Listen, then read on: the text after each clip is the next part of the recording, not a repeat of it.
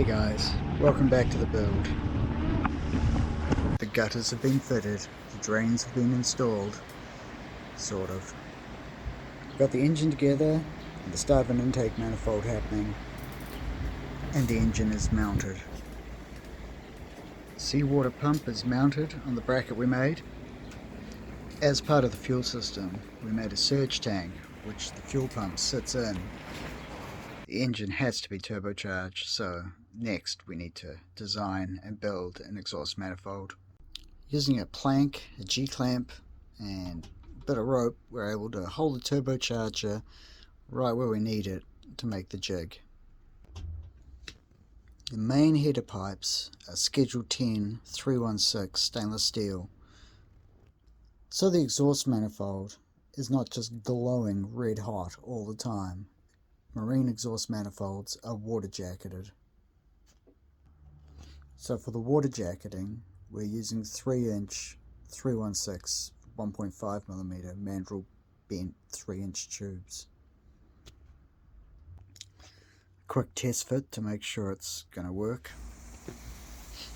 The turbocharger is mounted high above the water line, and then the exhaust pipe from the back of the turbocharger will have a riser so that there's no chance of water coming back up the exhaust and into the engine. We also need to run a wastegate, so one pipe from each. Because the exhaust manifold will be exposed to salt water, everything is purge welded for maximum corrosion protection.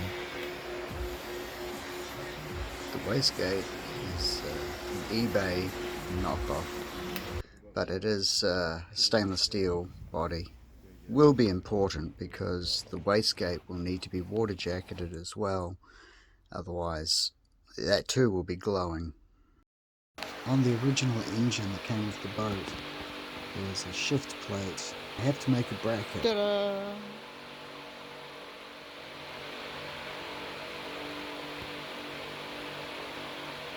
Oh no! Oh no!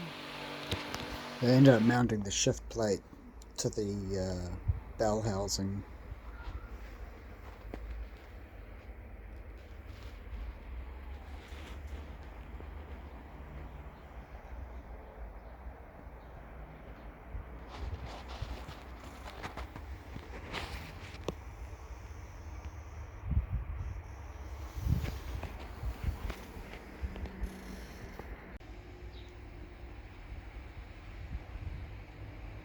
Gear shifter made, version 2.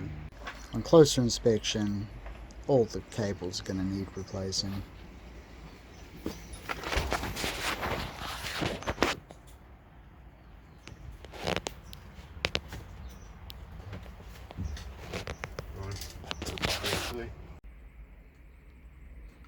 Uh-oh.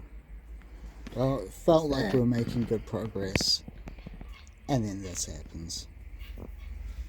It snapped off there, which is disappointing because the engine is there.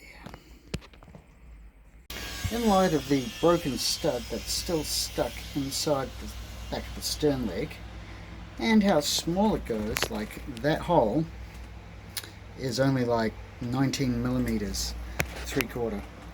So in light of that, I've decided to go through the hull here,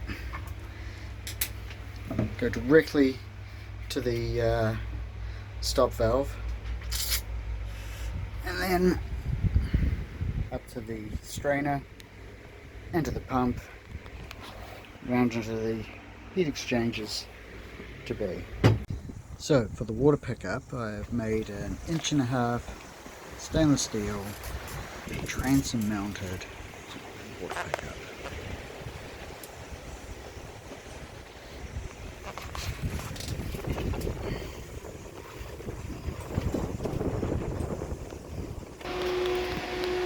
Water intake.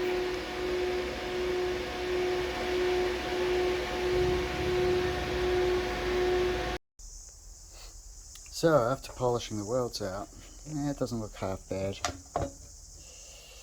Only real concern is if this at 60 miles an hour or 30 miles an hour or whatever is forcing too much water into the system, the pressure might go up, so I may have to just cut this down and make it smaller so it takes less water, and we may have to modify it. We'll put a pressure gauge on the water system and make sure it's not getting overly pressurized, and hopefully it's alright. Because the engines are made up from cast iron and aluminium components, and we're going to be running the engine in salt water, we're not going to be running salt water through the engine. That would just be a disaster with all these dissimilar metals. So, for a marine engine, we're going to use a heat exchanger,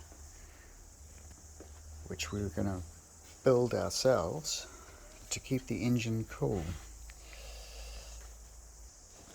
And because it's a rotary engine, the oil will also have to be cooled, and not just a little bit, like a third of the engine needs to be cooled by oil, really.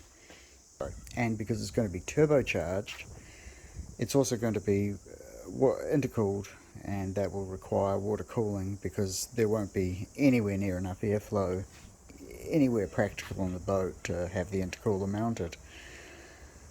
So, plan is use the transom mounted water pickup, which will go through a stop valve. In case we get a leak, we can turn it off, through the strainer into the seawater pump, then to the intercooler. So from the strainer to the water pump, I'll have a jacket around the pipe, and that will act as the power steering cooler for the power steering. Then from the water pump to the intercooler, and then from the intercooler to the main heat exchanger for the water in the engine, and then through the heat exchanger for the oil for the engine, and then that'll go into the exhaust manifold to keep that cool, and then from the exhaust manifold that'll go into the exhaust pipe and mix as it goes through the transom so as it doesn't burn the hose that connects it.